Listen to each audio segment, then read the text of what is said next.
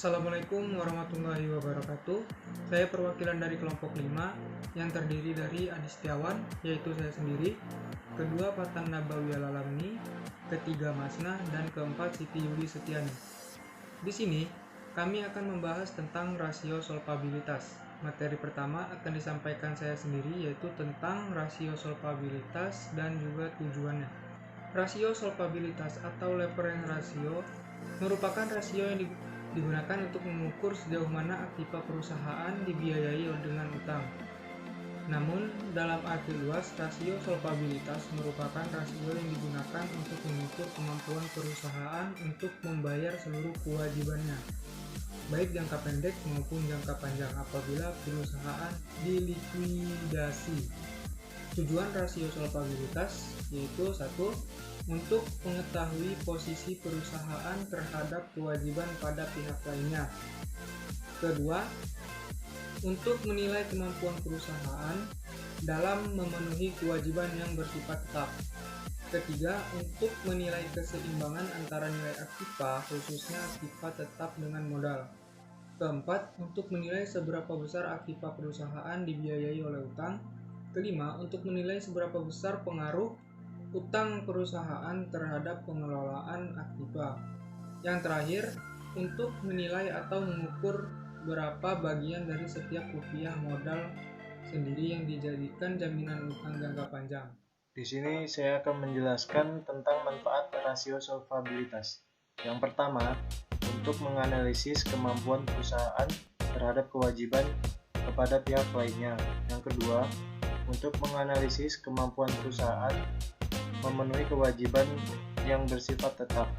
Yang ketiga, untuk menganalisis keseimbangan antara nilai aktiva, khususnya aktiva tetap dengan modal. Yang keempat, untuk menganalisis seberapa besar aktiva perusahaan dibiayai oleh utang. Yang kelima, untuk menganalisis seberapa besar utang perusahaan berpengaruh terhadap pengelola aktiva.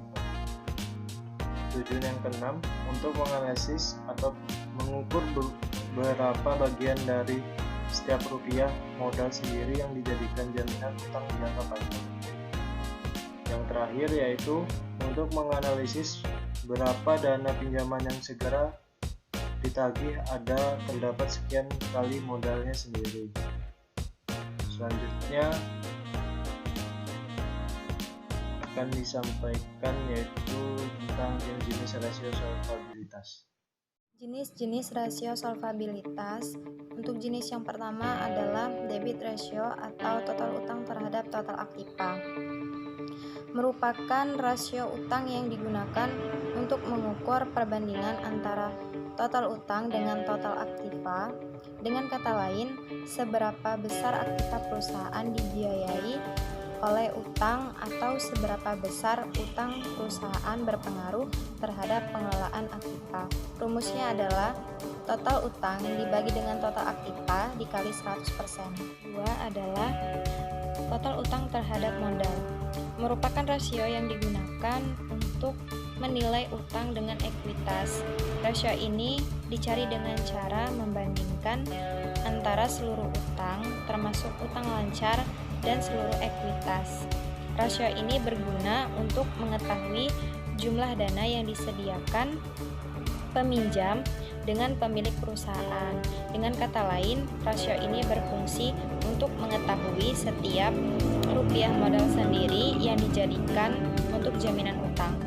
Rumusnya adalah total utang dibagi dengan ekuitas dikali 100%. Ketiga adalah rasio utang jangka panjang terhadap modal. Merupakan rasio antara utang jangka panjang dengan modal sendiri. Tujuannya adalah untuk mengukur berapa bagian dari setiap rupiah modal sendiri yang dijadikan jaminan utang jangka panjang dengan cara membandingkan antara utang jangka panjang dengan modal sendiri yang disediakan oleh perusahaan. Rumusnya adalah utang jangka panjang dibagi dengan ekuitas dikali 100%. Keempat adalah rasio kelipatan bunga yang dihasilkan. Rasio ini merupakan rasio untuk mencari jumlah kali perolehan bunga, dan rasio ini juga diartikan diartikan sebagai kemampuan perusahaan untuk membayar biaya bunga sama seperti dengan coverage ratio. Rumusnya adalah EBIT ditambah biaya bunga dibagi dengan biaya bunga. 5 yaitu lingkup biaya tetap merupakan rasio yang menyerupai rasio kelipatan bunga yang dihasilkan. Hanya saja yang membedakannya adalah rasio ini dilakukan apabila perusahaan memperoleh utang jangka panjang atau menyewa aktiva berdasarkan kontrak sewa. Rumusnya adalah EBIT ditambah dengan biaya sewa, kemudian dibagi dengan bunga yang ditambah dengan biaya sewa. Baik, selanjutnya saya akan menjelaskan mengenai perhitungan rasio solvabilitas. Penghitungannya itu ada 3, yaitu yang pertama capital adequacy ratio. Itu merupakan perbandingan antara modal yang dimiliki bank dibandingkan dengan total aset atau aset tertimbang menurut resiko. Rumusnya CAR atau capital adequacy ratio modal dibagi ATMR dikali 100%. Ini nih untuk menghitung seberapa besar CAR-nya untuk menutupi utang. Jadi semakin besar nilai CAR di sini, semakin besar nilai CAR itu bank tersebut semakin sehat. Yang kedua yaitu primary ratio, yaitu mengukur permodalan yang memiliki bank memadai atau sejauh mana penurunan terjadi dalam total aset. Jadi kalau misalkan total aset itu tuh menurun, itu tuh bisa ditutupin sama capital equity. Jadi apa capital equity itu harus lebih besar. Itu untuk rumusnya PR equity capital dibagi total aset dikali 100%. Yang ketiga, secondary risk ratio, yaitu mengukur penurunan aset yang mempunyai resiko lebih tinggi. Jadi aset yang memiliki resiko lebih tinggi itu tuh diturunin gitu. Jadi sebisa mungkin menurunkan aset yang mempunyai resiko lebih tinggi. Jadi yang resikonya lebih tinggi itu tuh sebisa mungkin diturunin nominalnya. Nah, untuk rumusnya SRR sama dengan equity capital dibagi secondary risk assets dikali 100%. Selanjutnya masuk ke contoh soal. Ini laporan keuangan dari PT Indofarma. Selanjutnya saya akan menjelaskan untuk cara menghitungnya. Silakan simak video selanjutnya. Baik, kita sekarang akan menghitung contoh soalnya. Untuk yang pertama kita akan menghitung debt ratio ya.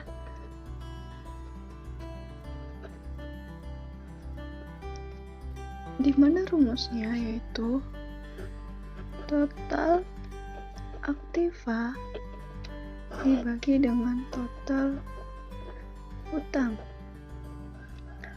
dikali 100%. Di mana total aktivanya itu adalah 1.383.935.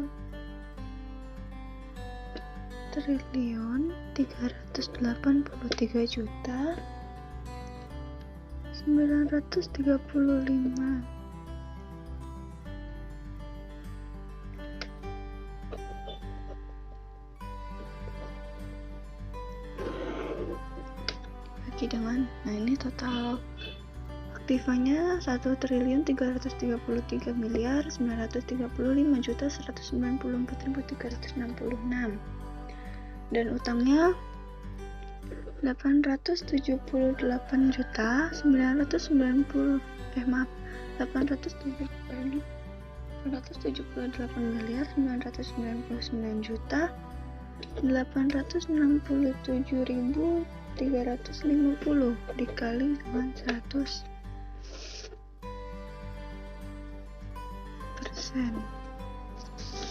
dimana mendapatkan hasil sebesar 157,44%. Dan yang kedua itu menghitung debt to equity ratio atau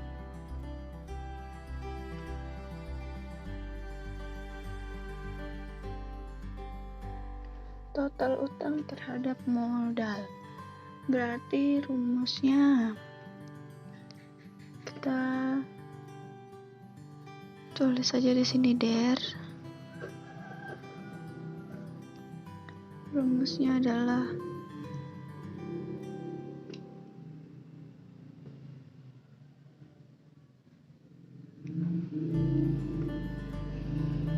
ekuitas dibagi dengan total utang dikali dengan 100%. Ekuitasnya adalah sebesar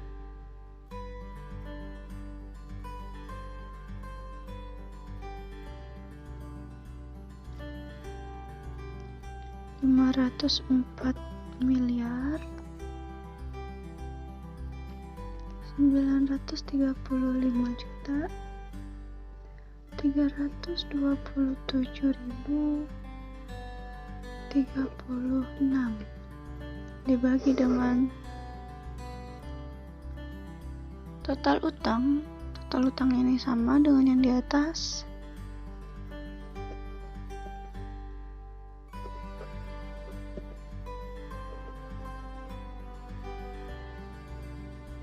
Kali dengan 100%. Hasilnya yang didapatkan adalah sebesar 57,44%. Nah, yang ketiga kita akan menghitung long term debt to equity ratio atau rasio utang jangka panjang terhadap modal.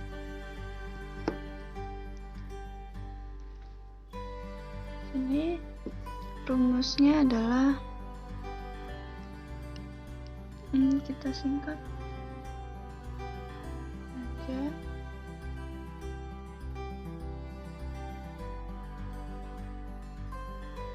Di sini adalah LDR.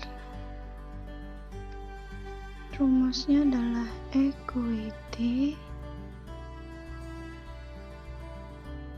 atau ekuitas dibagi dengan utang jangka panjang dikali 100%. Ekuitasnya itu sama dengan ini. Kita masukkan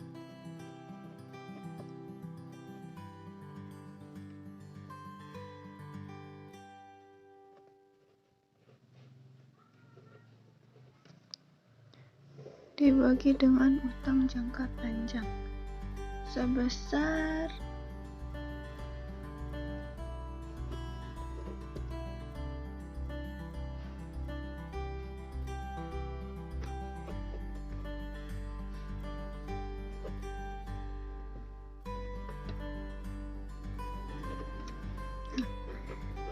100% mendapatkan hasil sebesar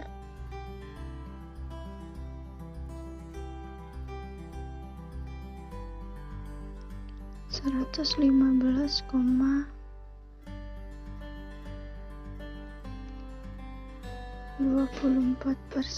Nah, ini. Nah, untuk yang keempat dan kelima itu karena di laporan laba ruginya itu nggak ada biaya sewa dan biaya bunga, jadi kita tidak menghitung yang keempat dan kelima, jadi 3 aja. Oke, sekian video pembahasan dari kami, kurang lebihnya mohon maaf. Saya akhiri, wassalamualaikum warahmatullahi wabarakatuh. Terima kasih sudah menonton.